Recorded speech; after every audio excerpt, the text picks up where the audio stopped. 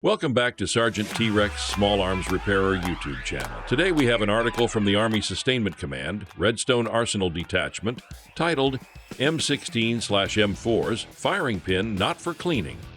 This article initially appeared in PS 765 on August 2016, page 37.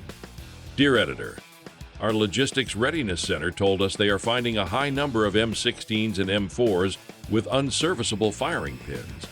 The pin's tips are blunted and there's a ring cut in their shafts. A bad firing pin means the weapon won't fire reliably. The reason the firing pins are bad is that too many soldiers think it's okay to use the firing pin to clean inside the bolt carrier. That's wrong. The firing pin is not a cleaning tool. The correct way to clean inside the bolt carrier is with a worn bore brush and CLP. Armorers will save their units money and trouble if they emphasize this during training.